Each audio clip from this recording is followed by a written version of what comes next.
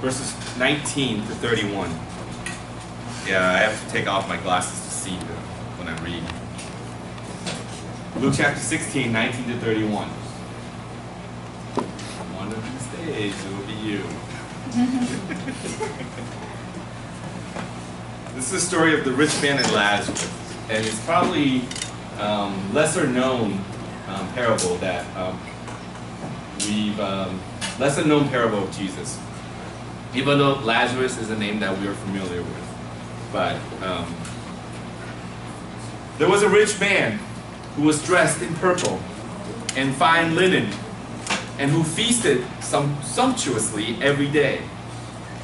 And at his gate lay a poor man named Lazarus, covered with sores, who longed to satisfy his hunger with what fell from the rich man's table. Even the dogs would come and lick his sores. The poor man died and was carried away by the angels to be with Abraham. The rich man also died and was buried in Hades, where he was being tormented. He looked up and saw Abraham far away with Lazarus by his side. He called out, "Father Abraham, have mercy on me, and send Lazarus to dip the tip of his finger in water and cool my tongue, for I am in agony in these flames." But Abraham said, "Child, remember that during your lifetime you received your good things, and Lazarus, in like manner, evil things. But now he is comforted here, and you are in agony. Besides all this, between you and us a great chasm has been fixed, so that those who might want to pass from here to you cannot do so, and no one can cross from there to us." Basically, they're separated. He said, "Then, Father, I beg you, please now send Lazarus to my father's house, for I have five brothers, that he may warn them, so that they will not also come into this place of torment." So they won't repeat what I did during my lifetime. Abraham replied, "They have Moses and the prophets. They should listen to them." He said, "No, Father Abraham, but if someone goes to them from the dead, they will definitely repent." Abraham said to him, "If they do not listen to Moses and the prophets, neither will they be convinced, even if someone rises from the dead." The Word of God. Speak to God. Most of you know, some of you may not. I just came back from California, and I usually go once a month to be with my family. And oftentimes when I go back to California, I have conversation where I do homework with Carolyn, my daughter. And not only that, do I do homework with her, sometimes I have some conversations with her. Carolyn now just starting to play clarinet. She's just starting to take lessons it's been 2 weeks. And she's enjoying it, but once in a while we would sit down and just talk. And one of the conversations that we've had was about education. She asked there, said, "Dad, I just noticed something." I said, "What?" "Well, Mom," my wife, "Mom has a doctorate. Your brother," my Uncle Eric, "your brother has a PhD. His wife, Mosano, my sister-in-law, has a PhD. Grandpa," my dad, "has a PhD and 3 masters. Then she asked, "What about you, Dad?" I knew what she meant. I mean, she's like, "Dad, you gotta shape up somehow. I've got a master's, okay? That's all I've got." But I know what she meant. She's picking on me there. But none of us can probably measure up to this man. Let me tell you about another person, at least in terms of education. There was a man with 3 PhDs. One in medicine, one in theology, and one in philosophy. You might think a man with those degrees has a bright future. So let me ask you then, what parable would make a man with 3 doctoral degrees leave a civilization with all its culture and amenities and leave for the jungles of the darkest of Africa, what parable would make that person leave? The same man, 3 PhDs, also was recognized as the great concert organist in all of Europe. So I ask again, what parable could convince that man, who was recognized as one of the best concert organists of the entire Europe, to go to a place where no organs could play? The same man with 3 doctorate degrees and concert organist had a teaching position in Vienna, Austria. Prestigious. So I ask again, what parable will so intensely motivate a man that he would give up a teaching position in Vienna, Austria, to go to and deal with people who were so deprived that they were still living in the practices of superstition and witchcraft? Who would leave a prestigious position such as that to go to the darkest place of Africa? The man I'm talking about, Albert Schweitzer. If you want to look him up, you can. And the single parable that so radically altered his life, according to himself, is the text that we read this morning.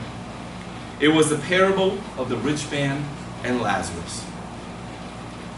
The rich man and Lazarus were neighbors, you know. They saw each other every day. Well, they saw each other every day. Parable that was so radically, not socially, it was a mere contact. You know, you've seen them, but you really don't see them, right? Every day the rich man saw this beggar in front of his front gate, but not really seeing this beggar in front of his front gate. Now, who were these 2 men, Lazarus and rich man? The rich man, in Latin, is called Dives. Dives would have a very comfortable living in our present time. He was probably a progressive kind of guy. He was very self-indulgent. So in our society, very self-indulgent society, he would fit right in. The contrasting lifestyle between these 2 men was so obvious that you can't miss it. Dives, fine living, connoisseur of eatery. And in that verse 19, he habitually, always dressed in purple. What is purple? Purple is the color of what? Royalty. Because it was the most expensive dye in the ancient world. Only the upper class and the high priest could afford purple dye.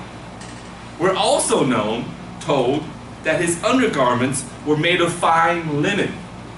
Linen, the lifestyle of rich and famous. The other man we read is Lazarus. Who is Lazarus? Lazarus is homeless, diseased. Verse 20, he was a cripple. Lazarus is the man who barely made it from day to day, living off leftovers thrown to him by Dives as he daily passed him without really seeing him. Lazarus, just a survivor. That's all you can say about him. One day, Jesus said, both men died. Death, after all, is a great equalizer. You can't take the riches with you. You can't take your social status with you.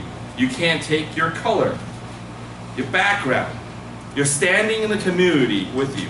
Lazarus said Jesus was carried away by the angel of death unto heaven, where he sat near Abraham. And the rich man, all Jesus said was he was buried. Isn't that strange that all Jesus said about this man after he died was that he was buried? Because you could kind of imagine when a rich man dies, his funeral would be grand, wouldn't it? Apparently, that didn't matter how grand his funeral was to Jesus. And Jesus said, with no uncertain terms, where was the rich man when he died? In Hades, in hell. The socio-economic divisions between these 2 characters are very obvious. One is rich, one is poor. Not only are there divisions between these 2 people in their social and economic standings, these two people never really interacted with each other. They seen each other, but they really never seen each other. This is simply the way things were back in those days, and maybe in these days. Classes, colors, races, are there a clear division of status. But to be honest, we all want to be relating to the rich, don't we? After all, we wouldn't want to be lying in front of somebody else's door. Most of us would not want to imagine to be the poor man, Lazarus. And in truth, we cannot imagine any of us wanting to become the poor man. We want to choose the rich man's perspective. That's natural. What's also natural, and you may not know this, is that not only do we want to be the rich man and identify with the rich man, we want to, when we're rich, not associate ourselves with the poor. We want to divide ourselves from the poor. You might not think that's true, but in all honesty, it is ingrained in us. Paul knows the story, and I heard it during the Presbyterian meeting. There was a research done by NPR. There was a sociologist did this experiment to preschool kids. What happened was that the sociologist came to the preschool and had two colors of shirt, one blue, one red. The sociologist asked the teachers to give one half the class blue shirts and one half the class red shirts. Randomly. Doesn't matter who they are, what background they are, just give it to them randomly. So, in the beginning of class, they would, one half class would have blue shirt on, the other half of the class would have red shirts on. By the middle of the class, the sociologist observed that without any prompting, blue grouped together, red grouped together, without any prompting. No instruction was ever given to these kids that you have to separate. So they did it themselves. By the end of the class, sociologists remembered that one of the blue kids and several of the red kids came to the teacher and said, "Blue is better. Red is no good, teacher." Red said, "Red is better. Blue is no good, teacher. We're better than they are. We're better than they are." No instructions were given. Conclusion of this study, the sociologist said, is that humans have a natural tendency to separate ourselves from people who are different than us. Natural tendency. We cannot help it. It is in our DNA. It is something that we naturally do without even prompting. We will do it naturally. And that's what we're fighting against in this day of age. We have to honestly talk about and fight against who we are. We have to fight against the natural tendencies of ourselves to separate ourselves from others and be in the super proud position of who we are and look down on other people. That is our natural tendency that we have to fight against. So on the surface, this parable looks like it challenges us to simply share wealth with those who do not have, but it is so much more than that. It is about compassion. It is about empathy. It is about ability to feel what those who are suffering are feeling and those who are different than us are feeling, and working and offering help, and working and offering help against our own natural inclinations. It is about us, all of us, working against who we naturally are, and instead of naturally attuned to division, we offer and work towards unity. We offer and work towards compassion. We offer and work towards empathy to all God's children. The key word here is work. You saw the video, right? Most of you did. How did you feel about the video? Sad, right? Upset? I saw some people cringe and kind of go, yeah, I did too. I felt sad, I felt kind of angry and frustrated, all of that. Let me tell you something else though. Augustine once said, when something tragic or sorrowful event happens in our lives, we, the spectators, the people who've seen these tragic things, such as what we saw, welcomes the sad feeling. In fact, the sadness itself is the pleasure for us. Let me explain. What he's trying to say is that when we see something horrible and sad, we are invited to feel sorrow, but are not moved to offer help. We think we're good enough just by merely saying, "Oh, that's too bad. That's not right. That makes me sad." But in actuality, Augustine says, that is just an excuse for us not to offer any help. We give ourselves a pat on the back and an excuse by saying that we feel sad and awful so that we can say to ourselves, I don't need to have help because I am sad. I feel bad for them. Now maybe you know why this parable turned Albert Schweitzer away from his privileged life to a life of helping, working for others, different than him. For him, it is no longer enough seeing and feeling sad about what's going on in other parts of the country, other parts of the world. He finally was able to step away from his natural inclination and work towards and helping less privileged. Privilege is a word that we've been hearing a lot lately. And if we pay any attention at all, it is something that's all over our social media. Do we say to ourselves every time something like this happens, man, I feel sad and angry about this.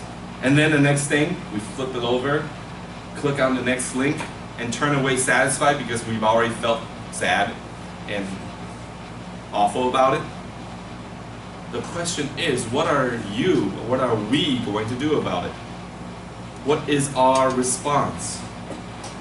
If we're skeptical of all of this, what is motivating us to change from our thinking to our action? Maybe you're thinking to yourself, I need more evidence to be really good and really gung-ho about this. I doubt it. You know why? Because Jesus said so.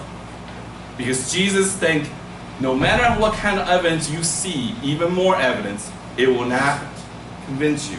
Because remember the second part of this parable, what happened there? After finding out his fate, the rich man said, please send Lazarus to my brother so that he may warn them of my fate, and so that he can change their minds so that they can change. What did Abraham say? If they don't listen already, neither will they be convinced, even if somebody rises from the dead in front of you. What motivates us to change? It is not scientific evidence. It is ourselves. We have to decide to change. There will be never enough evidence for us to motivate our willingness to change. The quest for certainty, or the evidence, often becomes an excuse for not acting. Let me put that again. When we ask for more certainty, that is an excuse for us to delay our actions. Even if Lazarus returned to these five brothers, the five brothers would have to believe that this was really Lazarus. They would say, is this really Lazarus? Or did he really die? Or is really what he's saying coming from my brother? They would ask for those evidences before they really acted.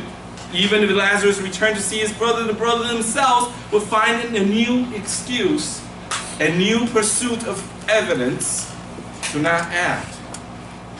So what motivates ourselves to change and act.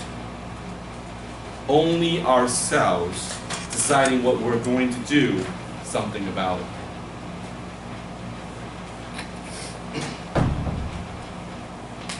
They did something about it. This is an image I got off of Huffington Post. Many of the white supporters donned black t-shirts for a reason. This is all what we're talking about right now. What is our action? We need to be there, physically be there with those people who are suffering. We might be feeling bad for them. We might be feeling sad for them. We might feel awful that this is going through in their lives, but that's not enough. It's just like the rich man who saw Lazarus but really didn't see him. We are Sky. We raise up young leaders to make tangible difference in Central Jersey by bringing God's love into our community. That's your mission statement. That's our mission statement. Tangible difference. Being there. Really being there. And that's how we can make a difference. There was a beautiful lake that lost its freshness. The water frequently had been clear. It was alluring to animals and people alike, of course. But one day it became a green scum-like of a lake. The farm animal who drank from there one day became ill. Finally, someone came by the lake and understood the problem. What happened? In the top of the lake, or the bottom of the lake, debris collecting from the hard spring, okay? Debris collecting on the bottom of the lake prevented the lake from flowing. Once they removed that blockage, the lake became pure once again.